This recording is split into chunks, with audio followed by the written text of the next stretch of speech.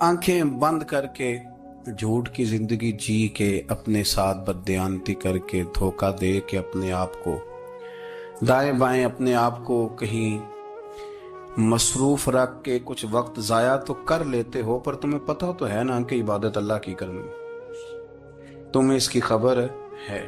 मेरे रसूल पाक अलैहि वसल्लम ने फरमाया, बंदा अल्लाह के सबसे करीब उस वक्त होता है जब वो सजदे की हालत में होता है। किसके करीब होता है? अल्लाह के सबसे करीब होता है। वो बड़ा नेड़े है रब के, बड़ा करीब है, इसलिए कि वो हालत सजदा में, वो जब सजदे करता है ना, उसकी बारगाह में जब झुक जाता है। आप जरा सजदे की कैफियत देखें ना, जुबान भी यहां है, आंख भी यहां है, कान भी, अकल भी सारी, इसने सारा कुछ रख दिया सजदे। आप वो कभी पीछे जाएं तो देहातों में कहा जाता था नाक से नकीरें निकालो, बहुत बड़ी सजा होती थी ना, नाक से नकीरें निकालो, बड़ी सजा होती थी। तो इसने कहा मालिक मुझे किसी ने कहा नहीं, पर देखना मैंने रख दी सारी अकल सजदे में, और रख के कहा क्या, सुभान रब्बी या अल्लाह, अल्लाह मैं पस्त हूं तू आला है, अल्लाह तू मेरा रब है और तू सबसे आला। इतना, और फरमाया जब ये इस कैफियत में होता है तो फिर ये अपने रब के करीब होता है। मेरे नबी करीम अलैहिस्सलाम ने मुसल्ले से दिल लगाने का दर्स दिया, हुजूर ने तवज्जो दिलाई। सहाबा इस ज़ौक़ के हामिल लोग थे, वो कोशिश करते थे। जनाब सिद्दीक़ अकबर रज़ियल्लाहु ताला अन्हु का इबादत का मिजाज हमेशा कायम रहा। हजरत उमर फारूक सारी सारी रात अल्लाह के हुजूर खड़े रहे। हजरत उस्मान गनी रज़ियल्लाहु ताला अन्हु इशा की नमाज पढ़ के 2 रकतों की नियत बांधते थे, 15 सिपारे पहली रकत में पढ़ देते और 15 सिपारे कुरान मजीद के दूसरी रकत में पढ़ देते। आपने ना हजरत उमर फारूक के विसाल के बाद उनकी एक बेवा से निकाह किया, हजरत उस्मान गनी ने निकाह किया। वो खातून आपके निकाह में आई तो अर्ज करने लगी, अमीरुल मोमिनीन मेरे लिए एजाज तो बहुत है कि मैं अमीरुल मोमिनीन की बेवा थी तो अमीरुल मोमिनीन की मनकूहा हो गई हूँ, लेकिन हुजूर न तो मैं जवान हूं कि मेरे अंदर रगबत होती और ना मैं अब इस काबिल हूं कि कोई खिदमत कर सकूं, मेरे साथ निकाह की वजह क्या बनी? तो उस्मान गनी रो पड़े, फरमाने लगे मैंने उमर फारूक को मस्जिद में अपने रब से डरते हुए देखा, मैंने उसे रोते हुए देखा, अदल करते देखा, इंसाफ करते देखा, उम्मत की खैर खाई करते देखा। तुम्हारे साथ निकाह इसलिए किया है कि तुम मुझे ये बताओ कि उमर फारूक घर के अंदर अपने रब को कैसे राजी करते, घर के अंदर कैसे राजी करते थे, वो तरीके बतलाओ, तुम बताती जाना और मैं भी उसी तरह घर में इबादत करूं। जिस घर में अल्लाह का जिक्र होता है वो घर जिंदों का है, और जिस घर में रब करीम का जिक्र नहीं होता वो घर जिंदों का नहीं है। घर ना हम ना किताबों में पढ़ते हैं कि एक बुजुर्ग कहते हैं, हजरत फुज़ैल बिन अय्यास कहते हैं कि मैं एक गली से गुजर रहा था तो घर के अंदर किसी कारी साहब ने कुरान की आयत पढ़ दी, वली मन खाफ मकाम रब्बिही जन्नता। मैं तो मेरे कानों से टकराई तो अल्लाह ने मेरी काया ही पलट दी, मैं तौबा कर गया। अब घर के अंदर से आवाज आए तो सही ना तिलावत की, पर अंदर से आवाज आती नहीं, या डेक बजने की आवाज आती है, या टीवी चलने की आवाज आती है, या धूम मचाने की आवाज आती है। इबादत का वो जो खास शौक था, वो जो हुस्न था, वो जो तवानाई, वो जो बात थी। एक जगह पे हम बैठे थे तो वहां एक साहब आए और उन्होंने आते ही कहा कि मेहरबानी करें जरा मुझे मुसल्ला दे दें, मेरे ना कुछ नफल रह गए।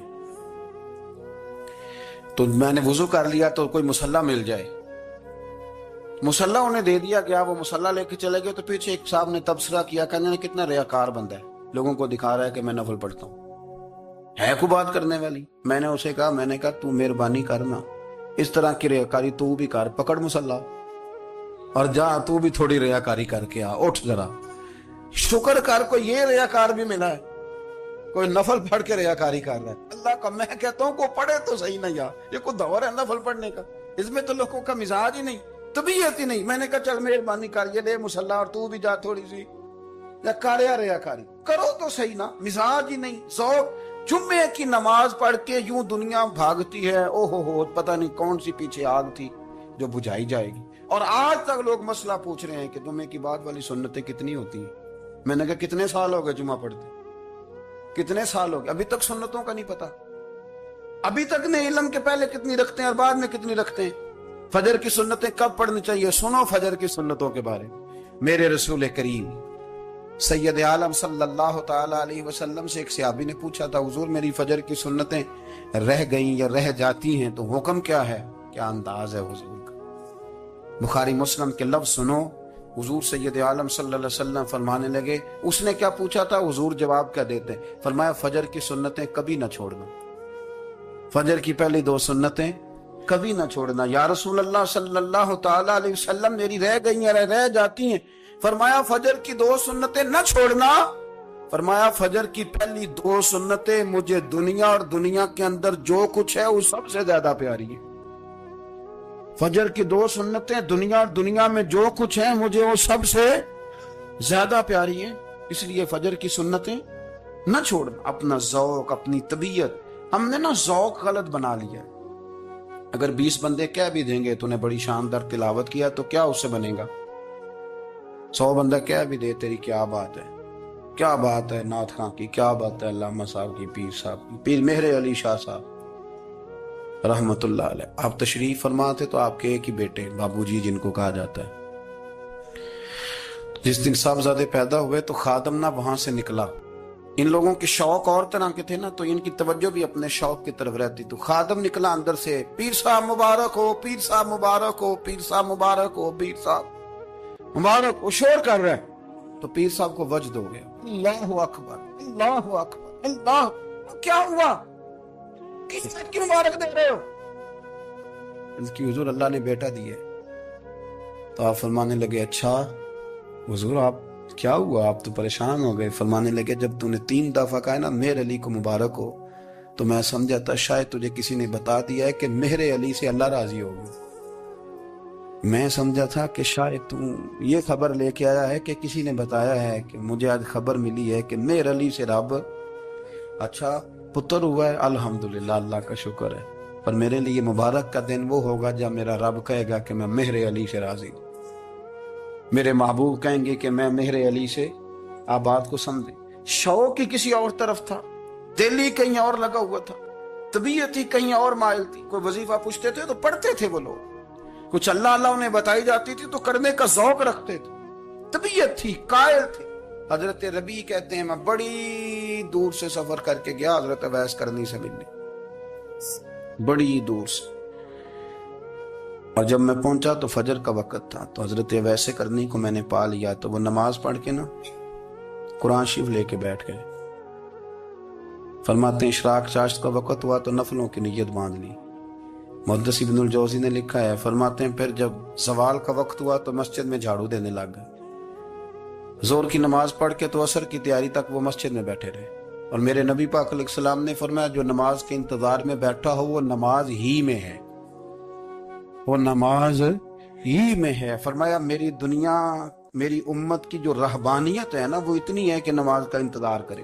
اذان کے بعد نماز کا یہ راہب ہے، یہ اس وقت چھوڑ کے بیٹھے ہیں سارا کچھ. فرماتے ہیں عصر تک انہوں نے اللہ اللہ کی، پھر مغرب تک کی. عشاء کی نماز ہوئی تو نماز پڑھی تو وہ تھک گئے. اب مجھے وہ فارغ ہوں، مصلی چھوڑے تو میں ملاقات کروں نا. کہ آپ حیران نہ ہو کہ اتنی دیر بندہ کیسے اللہ اللہ کر. ہم نے کی نہیں نا اس لیے ہم پریشان ہیں. جو عادی ہوتے ہیں وہ کر بھی لیتے ہیں. وہ یہ کام، میری بات کی سمجھ آ رہی ہے؟ جب جاتے ہو کسی دفتر میں تو 8 گھنٹے کھڑے رہ لیتے ہو نا، مجبوری ہوتی ہے تو کھڑے رہا جا سکتا ہے. پاسپورٹ کے دفتر بولیے، امیگریشن کی لائنوں میں، اور میں نے تو امبیسیوں میں بندے 12 گھنٹے پہلے جا کے کھڑے دیکھے، رہ لیتے ہیں کھڑے. تو اگر ان کاموں کے لیے رہا جاتا ہے تو اللہ رسول کے لیے بھی کھڑے رہا جا سکتا ہے. تو فرمانے لگے کہ جب عشاء کی نماز کے بعد آخر انسان تھے، تھک گئے، نیند کا غلبہ ہوا تو تھوڑی ایسے آنکھ بند ہوئی تو کھلی تو رونے لگے. حضرت ویسے کر دیا، رو کے کہنے لگے مالک مجھے غافل تو نہ کر، ابھی میں نے کیا بھی کچھ نہیں، دن ختم ہو گیا، کوئی نفل نہیں، کوئی اللہ اللہ نہیں، اللہ مجھے غافل نہ کر، میری مدد فرما. فرماتے ہیں جب وہ روئے تو میرے ساتھ جو شخص تھا میں نے کہا اٹھو چلیں. کہنے لگا حضور ملنا نہیں. فرمایا جو میں لینے آیا تھا وہ مجھے مل گیا ہے، جو میں ان سے سیکھنے آیا تھا وہ مجھے نصیب ہو گیا، اب اور میں نے کیا لینا، ختم ہو گئی بات، اٹھو چلیں. اللہ کے بندوں نے حضرت ربیعہ بن کعب اسلمی رضی اللہ تعالیٰ عنہ فرماتے ہیں کہتے ہیں جب بنو قریظہ اور بنو نذیر یہودیوں کے ساتھ حضور علیہ السلام نے جنگ کا اعلان فرمایا تو وہ دشمن ہو گئے. ہمیں خطرہ تھا کہ وہ رات کو کہیں محبوب کو تکلیف نہ دیں، تو کچھ لوگ نا تلواریں لے کے نبی پاک کے دروازے پہ پہرے داری کرتے تھے. گن مین رکھنا حرام نہیں، اگر کسی کو واقعی خطرہ ہو تو اس کے لیے سنت بھی ہے. حضرت علی المرتضیٰ تلوار لے کے حضور کے گھر کا پہرا دیتے تھے. حضرت ربیعہ بن کعب اسلمی رضی اللہ تعالیٰ عنہ فرماتے ہیں کہ رات میری ڈیوٹی تھی کہ میں حضور کے گھر کا پہرا دوں گا، تو فرماتے ہیں میں باہر سن رہا تھا، ساری رات ہی میرے نبی پاک نے اللہ کی تسبیح پڑھی. ساری رات، کبھی تسبیح، کبھی تحلیل، کبھی تحمید، کبھی تکبیر، ساری رات. فرماتے ہیں ساری رات حضور پڑھتے رہے اور ساری رات ہی میں سنتا رہا. مجھے اونگ آ گئی، میری آنکھ لگ گئی، حضور ابھی پڑھ رہے تھے، میں تھک کے سو گیا. اور فرماتے ہیں جب میری آنکھ دوبارہ سے کھلی تو میرے کانوں میں پھر کوئی چیز گونجی، تو میں نے کان لگایا تو میرے حبیب ابھی بھی اللہ کو یاد کر رہے. ساری رات حضور رب کی عبادت کرتے. اسی لیے تو کہا یا ایھا المزمل قم اللیل الا قلیلا، حبیب ساری رات تو نہ جاگا کر، تھوڑا آرام بھی کر لیے گا. میرے بھائی اپنا مصلی، اپنی عبادات، اپنے وظائف، اللہ جو آپ نے کسی سے سیکھی ہے اس کو کبھی کمزور نہ ہونے دیں. شجرہ شریف جو کسی بزرگ سے آپ لے لیتے ہیں تو کیا رسم ہے کوئی؟ اس پہ کچھ لکھا ہوتا ہے، وہ پڑھنے کے لیے دیا جاتا ہے. اس پہ لکھا ہوتا ہے کہ یہ اللہ آپ نے کرنی ہے. انسان پر اگر کوئی شخص نیکی کر دیتا ہے، احسان کر دیتا ہے، تو انسان اس کے سامنے پھر گردن نہیں اٹھا سکتا. یار یہ میرے مشکل وقت کا دوست ہے، اس نے میرے ساتھ نیکی کی ہے، کبھی بھی گردن نہیں اٹھائے گا، جھکا کے رکھے گا. تو اگر عام کوئی نیکی کر دے تو اس کے سامنے انسان کبھی گردن نہیں اٹھاتا. تو جو رب ساری نعمتیں عطا فرمائے، جو کہے کہ تیری تخلیق میں نے کی، تجھ سے پہلوں کو بھی پیدا میں نے کیا، تیرے لیے زمین کا بچھونا بھی میں نے بچھایا، آسمان کی چھت بھی میں نے لگائی، تیرے لیے زمین سے ساری اناج کو، پھل کو، کھیتیوں کو نکالا بھی تیرے لیے. اب تو اس طرح کر کہ تو میری عبادت کر، تو میری بارگاہ میں جھک جا. بہت سارے نشے لوگوں کو لگے ہوئے ہوتے ہیں. ہر آدمی کوئی نہ کوئی نشہ کرتا ہے. کوئی دولت کا کرتا ہے، کوئی شہرت کا کرتا ہے، کوئی اپنی تعریف کا نشہ کرتا ہے. 2-4 لوگوں سے تعریف سن کے مطمئن ہو جاتا ہے. ناراض تو نہیں ہوگے اس جملے سے؟ آپ کرتے ہیں لوگ دولت کا نشہ بھی. یہ جب نقصان ہوتا ہے تو بندے بیمار نہیں ہو جاتے؟ پیسے ڈوب جاتے ہیں تو لوگ بیمار نہیں ہو جاتے؟ تو اس کا مطلب یہ ہوتا ہے کہ نشہ ٹوٹ گیا ہے. اب بہک ہوئے ہیں نا تھوڑے سے تو کانپتے ہیں، تڑپتے ہیں، پریشان. نشہ ہی اسی طرح ہی کرتا ہے نا، نہیں ملتا تو پریشان ہوتا ہے. یہ سارے نشے ہیں، مختلف قسم کا نشہ. اب مانتے نہیں اس بات کو، تسلیم نہیں کرتے، کیونکہ تسلیم کرنا بڑا مشکل کام ہے. اس کے لیے تو بڑی ساری چیزیں جو ہیں وہ دبوچ کے اور بڑی سارے رستے پھلانگ کے آنا پڑتا ہے. تو بڑا مشکل ہے ماننا، ورنہ کرتے ہیں ہم. ہمارا مزاج ہے. یہ گھومنے پھرنے کا، دنیا دیکھنے کا بھی ایک نشہ ہے. یہ بہت ساری باتیں کرنے کا بھی ایک نشہ ہے. گپ شپ کا بھی ایک نشہ ہے. 2-4 لوگوں کی جب تک پگڑیاں نہ کھول لیں، بعض لوگوں کو نیند نہیں آتی. یہ غیبت کا، چغلی کا، بددیانتی کا یہ بھی ایک نشہ ہے. اس پر ملا رومی رحمت اللہ نے بڑا کلام لکھا ہے. وہ کہتے ہیں مانگ کے کھانے کا بھی نشہ ہے، مانگ کے کھانے کا بھی نشہ ہے. وہ کہتے ہیں کہ ایک بھیک مانگنے والی خاتون تھی، تو بادشاہ کے پاس بھیک مانگنے آئی تو بادشاہ کو پسند آ گئی، اس نے شادی کر لی. اب اس کو عادت تھی بھیک مانگ کے کھانے کی، تو وہ کنیزوں سے کہا کرتی تھی کہ فٹافٹ نہ روٹی لے کے آیا کرو، میں 2-3 دفعہ مانگوں تو پھر لایا کرو. کیونکہ ایک نشہ ہے نا، تو میں مانگوں 2-4 دفعہ تو پھر. تو انسان بہت سارے نشے کرتا ہے، یہ مانتا نہیں. یہ موبائل، یہ فیس بک، یہ سارے نشے ہی ہیں. اپنی فوٹو لگا لینا، سارا دن اسی کو دیکھتے رہنا. اور بڑے بڑے سیانے بندے جو وزادار ہیں، بڑے وزادار لوگ ہیں، لیکن وہ بھی سنجیدگی کے قائل نہیں، اس طرح کے نشوں کا شکار ہیں. یہ سارے نشے ہیں جو ہم نے پال لیے.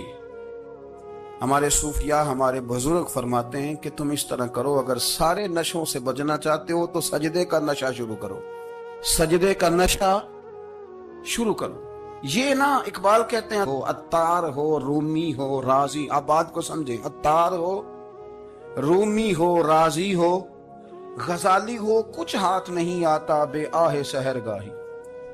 کہتے بہت بڑا صوفی ہو جیسے فرید الدین عطار تھے، بہت بڑا تصوف کا امام ہو جیسے امام غزالی تھے، بہت بڑا تفسیر کا استاد ہو جیسے امام رازی ہو، عطار ہو رومی ہو رازی ہو غزالی ہو، پر کچھ ہاتھ نہیں آتا بے آہ سحر گاہی. اگر سویرے اٹھ کے روتا نہیں نا اللہ کی بارگاہ، اگر تہجد نہیں نہ پڑھتا تو کچھ ہاتھ نہیں آتا بے آہ سحر گاہی. پھر اس کو کوئی چیز نصیب. میری بات کی سمجھ آ رہی ہے آپ حضرات؟ جب تک آپ سویرے نہیں اٹھتے، آپ اللہ اللہ نہیں کرتے، آپ کو نوافل کا چسکا نہیں، عبادت کا مزہ نہیں، فرمایا میری عبادت کرو، یہ شوق پیدا کرو، میں نے تمہیں پیدا کیا ہے. ہم لوگوں کے نشے مختلف نشے، بڑا عجیب رنگ ہے. محفل کی صدارت کرنے والے بڑے پیر صاحب، بڑے القابات ہو، بیچ میں سے بندہ تلاش کرنے سے بھی نہیں مل رہا، اتنے بڑے لقب ہیں اس کے. لیکن وہ ساج سنور کے 2.5 گھنٹے بیٹھا رہا محفل میں، اور نماز کا وقت آیا تو اس نے مختصر سی پڑھی، وہ نکل گیا.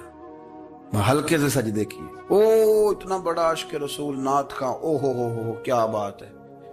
اور عشق رسول کا بہت بڑا پیغامبر، بہت بڑا مبلغ، اور بیچارہ سمجھ ہی نہیں سکا کہ اللہ کے رسول نے فرمایا تو نماز پڑھ میری آنکھیں ٹھنڈی ہو جائیں گی.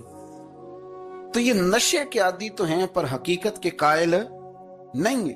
یہ بس ٹھیک ہے خوابوں کی دنیا میں لوگ زندہ ہیں، پر جن کو یہ جو نشہ تھا نا عبادت کا، یہ میرے رسول پاک کی چاہت ہے، یہ میرے نبی کریم علیہ السلام کی. آپ دیکھیں نا حضور مہینوں جا کے غار حرا میں بیٹھتے. کیا وہاں تبلیغ کرتے تھے؟ کوئی کتاب لکھتے تھے؟ رسول کریم علیہ السلام مہینہ رہتے غار حرا میں. کوئی نہ مجھے دیکھے، کوئی نہ مجھے ملے. حضور یہاں کیا ہے؟ فرمایا میں اپنے رب کی عبادت کروں گا. نبی کریم علیہ السلام نے سجدوں کے ساتھ پتھروں اور پہاڑوں کو آباد کر دیا، سجدوں کے ساتھ. آپ کا سجدہ آپ کو بہت ساری چیزوں سے چھڑا لیتا ہے، یہ بہت ساری جگہوں سے جھکنے سے بچا لیتا ہے. صوفیاء اولیاء یہ کیا کرتے تھے؟ یہ سجدے کا ذوق ہی تو پیدا کرتے تھے. سجدے کا ذوق. شاہ عبدالعزیز دباغ رحمت اللہ تعالی علیہ اپنے مریدوں سے فرمایا کرتے تھے کہ اگر تم پکے نمازی بن جاؤ نا، تہجد گزار ہو جاؤ، تو میرے پاس آنا جانا چھوڑ دینا. عرض کی حضور کیوں؟ فرمایا میں تمہارے اور رب رسول کے رستے میں رکاوٹ نہیں بننا چاہتا، اور میرا مقصود ہے تمہیں وہاں تک پہنچانا. جب پہنچ گئے تو پھر میری ضرورت ختم ہو گئی. ہاں کبھی وسوس آئے، شک پیدا ہو، تکلیف ہو تو آنا. بیت المقدس پر قبضہ تھا عیسائیوں کا، تو صلاح الدین بڑے پریشان تھے. بابا جی کہنے لگے پتر کیا ہوا؟ کہنے لگے حضور پتہ چلا ہے دشمن کے 2 بحری بیڑے اسلحہ لے کے آ رہے. مسلمان پہلے ہی کمزور ہیں، اور اب اگر 2 بحری بیڑے اور آ گئے تو حضور مسئلہ بن جائے گا. تو میں پریشان ہوں کہ کس طرح یہ کم مسئلے والی ہماری فوج ہے کیسے مقابلہ کرے گی. تو بابا جی کہنے لگے پتر اس طرح کرنا، آج رات تو بھی دعا کرنا اور میں بھی کروں گا، تو بھی دعا کرنا. آپ ناراض نہ ہونا، ہم تو پیروں والے ہیں، ہم تو پیروں کے نوکر غلام ہیں، ہمارا تو گزارا ہی نہیں، ہمیں تو ملتا ہے سارا کچھ وہاں سے. پھر میرا سوال یہ ہے کہ تعویذ لینے جاتے ہو نفل کیوں نہیں پڑھتے؟ رات اللہ اللہ کیوں نہیں کرتے؟ یہ بھی تو ہمارے بزرگوں کا ہی طریقہ ہے، انہوں نے تو ہمیں سکھایا ہے. صلاح الدین ایوبی سے بزرگوں نے کہا کہ رات آج نا اللہ اللہ کرنا، تو میں تیرے لیے دعا کروں گا، تو بھی دعا کرنا. تو بندہ جب دکھی ہوتا ہے تو سجدہ کرتا ہے تو پھر ہی تو مصلی بھیگ جاتا ہے، پھر ہی تو مزہ آتا ہے. سکھی بندہ تو کعبے جا کے نہیں روتا. دکھی تھے، تکلیف تھی، تو سر رکھا سجدے میں تو تڑپ گئے. اور وہ بابا جی کہتے ہیں میں مسجد آیا تو صلاح الدین چیخے مار کے رو رہا تھا اور کہہ رہا تھا مالک میں کوئی اپنی شان کے لیے تو نہیں نہ لڑ رہا، اللہ کو میں کوئی قبضوں کے لیے تو نہیں لڑ رہا، مالک تیرے لیے لڑ رہا ہوں، مجھے بے آبرو نہ کرنا، میری مدد فرمانا.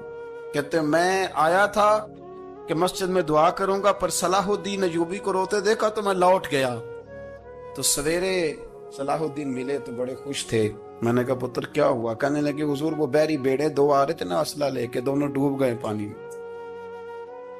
پانی میں ڈوب گئے تو بابا جی کہنے لگے صلاح الدین وہ پانی میں نہیں ڈوبے، وہ تیرے آنسوؤں میں ڈوب گئے، وہ غرق ہو گئے، وہ جو تو نے مسلح بات کیا تو وہ تیرے آنسوؤں میں ڈوب گئے، وہ غرق ہو گئے، وہ تباہ اتنے قیمتی تھے، تیرے آنسو کے بہا لے گئے دشمن کے بحری بیڑوں کو۔ میرے بھائی ٹھیک ہو گیا جی، میرے عزیز سمجھ لیں اس بات کو ہمیشہ کے لیے، اور اس پر غور کرنے اچھے طریقے سے کہ میرے رسول کریم سید عالم صلی اللہ علیہ وسلم نے نا ہماری توجہ دلائی، حضور نے ہمیں بتلایا، ہمارا ذوق بڑھایا عبادت کی طرف۔ ایک صحابی تھے حضرت ابو فاطمہ رضی اللہ تعالیٰ عنہ، یہ ترمذی شریف کی حدیث ہے۔ نبی پاک علیہ السلام نے فرمایا ابو فاطمہ قیامت کے دن مجھ سے جلدی ملنا چاہتے ہو کہ دیر کے ساتھ؟ تو کہنے لگے حضور کون ہوگا جو دیر سے ملنا چاہے گا، ہم نے تو جان دے دی وعدہ دیدار پر۔ اعلیٰ حضرت فرماتے ہیں جان دے دی وعدہ اور نقد اپنا دام ہو ہی جائے گا۔ مجھے لگتا ہے کہ یہ سودا نقد و نقد ہو جانا ہے، چونکہ ہم نے جان دے دی وعدہ دیدار پر۔ آپ نے وعدہ کیا تھا کہ مریں گے تو پھر زیارت ہوگی، تو مر گئے ہم زیارت کی خاطر۔ جان دے دی وعدہ دیدار پر تو نقد اپنا دام ہو ہی جائے گا۔ اے رضا ہر کام کا ایک وقت ہے، دل کو بھی آرام ہو ہی جائے گا۔ تو حضرت ابو فاطمہ رضی اللہ تعالیٰ عنہ سے نبی پاک صلی اللہ علیہ وسلم نے فرمایا جلدی ملنا چاہتے ہو کہ دیر سے؟ اس کی حضور فٹافٹ ملنا ہے، میں نے قیامت کے دن آپ سے جلدی ملنا ہے۔ تو نبی پاک علیہ السلام نے فرمایا پھر اس طرح کرنا، دنیا میں رہ کے سجدے زیادہ کرنا، پھر سجدے زیادہ کرنا، قیامت میں ملاقات جلدی ہو جائے، قرب ملے گا تمہیں۔ اپنے بچوں کے اندر دیکھیں نا، ہم شوق پیدا کرتے ہیں، ہمیں صحیح لفظ نہیں بولنے آتے پر ہم بچوں میں شوق پیدا کرتے ہیں کہ پتر ڈاکٹر بن جائے گا تو بڑا نفع کرے گا، تو لوگوں کی خدمت کرے گا، ملک و ملت کی خدمت کرے گا، تیرے ابا کا نام روشن ہوگا، تیرے دادا کی تعریفیں ہوں گی۔ ہم یہ ذوق پیدا کرتے ہیں، ہم اپنے نوجوانوں کے اندر یہ فکر پیدا کرتے ہیں، انہیں ہم سمجھاتے ہیں کہ میاں جب تم پڑھو گے، محنت کرو گے تو فلاں آدمی کی طرح تمہارا نام ہوگا۔ یہ جتنا ذوق ہم بچوں کے اندر ان چیزوں کا پیدا کرتے، ہمیں حکم ہے کسی طرح ہم ذوق پیدا کریں کہ پتر نماز پڑھے گا تو اللہ راضی ہو جائے گا، تو سجدہ کرے گا۔ دیکھیں نا میرے رسول کریم علیہ السلام نے فرمایا 7 سال کے بچے کو مسجد لے کے جاؤ، یعنی اسے شوق دلاؤ، اس کے اندر یہ خاصیت پیدا کرو کہ اس کا دل کرے مسجد میں جانے کو، اس کے اندر یہ خصوصیات لاؤ کہ وہ ہمارے ہاں نا ہر چیز کو پرموٹ کیا جا رہا ہے، ہر چیز کو، یعنی سر سنگیت سکھانے کے لیے اکیڈمیاں بن گئی، ہر شے پرموٹ ہو رہی ہے، عبادت کا جذبہ کم ہوتا جا رہا ہے، اللہ کا ذوق ہمارے اندر نہیں رہا۔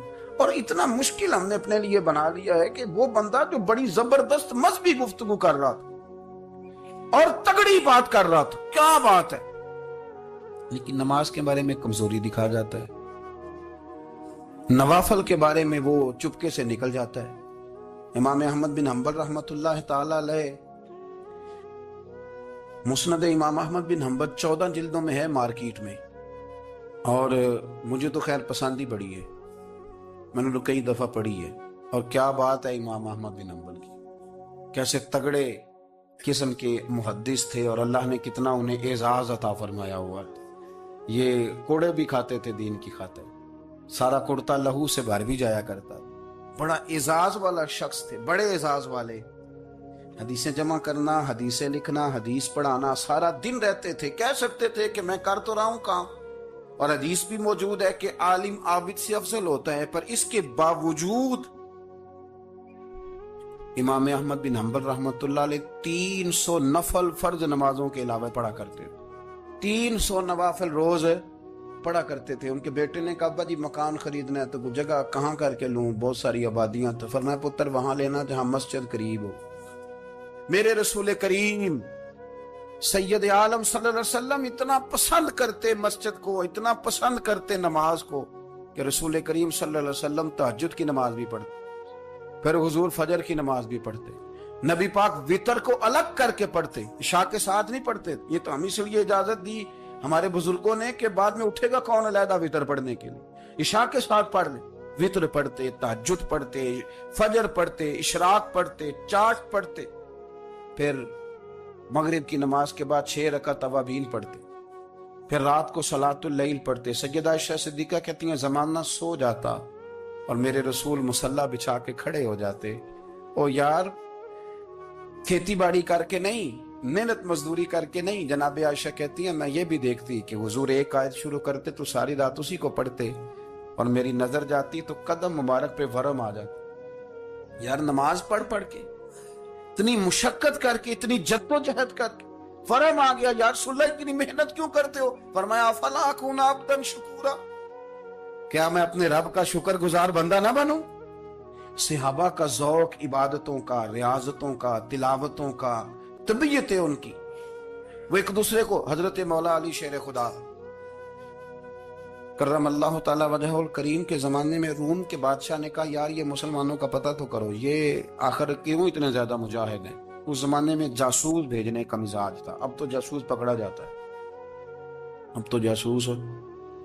جاسوسی کا شوق ویسے آج بھی ہے. عرض کروں تھوڑی سی بات اس عنوان سے. پتہ کیا ہمارا مسئلہ ہے, ہم جہاں جاتے ہیں نا وہاں تھوڑی خوشبو سونگنے کی کوشش کرتے ہیں. وہ کیا ہے تو یہ کیا ہے تو ادھر کیا ہے تو تھوڑا سا ادھر کیا ہے. میرے رسول پاک پڑھیے درود شریف, سارے پڑھیے ذرا زور سے, صلی اللہ تعالی. نبی پاک علیہ السلام نے فرمایا جاسوسی نہ کرنا ورنہ تم بندوں کو خراب کر دو, اور فرمایا اس طرح نہ ہو کہ تم کسی کے آپ کھول نہ نکلو تو تمہارے پہلے کھول جائیں. یہ جو ذوق ہے نا یہ ختم کریں, چھوڑیں. مطلب آپ کس چکر میں پڑے ہوئے ہیں, اتنی زیادہ توجہ کرنے کی کیا ضرورت؟ نے کام سے کام رکھیں, اس میں بندہ تھوڑا سا نا آسان رہتا ہے. یہ جو بہت زیادہ ٹٹولنے والے لوگ ہوتے ہیں نا وہ بےچارے پھر عمر ٹٹولتے ہی گزار دیتے ہیں, اس لیے کہ مزاج ہی بہت پکا ہے. بوری کا منہ کھول کے اندر تک ہاتھ ڈالنا, تو پھر کئی دفعہ سامنے سے بچھو بھی لڑ جاتا, خرابی ہوتی. تو جاسوسی کی جاتی تھی. اس نے بھی جاسوس بھیجے کیونکہ قبیلوں کے لوگ تھے, کچھ مسلم کچھ کافر, پہچانے نہیں جاتے تھے لوگ. تو کچھ لوگ اس نے بھیجے, انہوں نے آ کے نا تحقیق کی, ریسرچ کری کہ آخر ماجرا کیا ہے. تو واپس جا کے انہوں نے رپورٹ دی نا روم کے بادشاہ کو. اس رپورٹ کا ایک جملہ بڑا شاندار ہے. وہ کہنے لگا بادشاہ ہمیں مسلمانوں کی کوئی سمجھ نہیں آئی, ہمیں کوئی سمجھ نہیں آئی. انہوں نے کہا کیوں نہیں سمجھ آئی؟ کہنے لگے یار عجیب بندے ہیں, جب رات مصلی پہ بیٹھتے ہیں تو یوں لگتا ہے ان کا دنیا سے رشتہ ہی کوئی نہیں, کوئی کسی کو نہیں جانتا. کوئی اپنے دکھ سنا کے رو رہا ہے, کوئی اپنی بات کر کے رو رہا ہے. لگتا ہے کہ ان کا کوئی رشتہ ہے ہی نہیں جب مصلی پہ بیٹھتے ہیں. اور فرمایا جب سویرے یہ جہاد کرنے نکلتے ہیں تو لگتا ہے ان سے زیادہ دلیر ہی کوئی نہیں.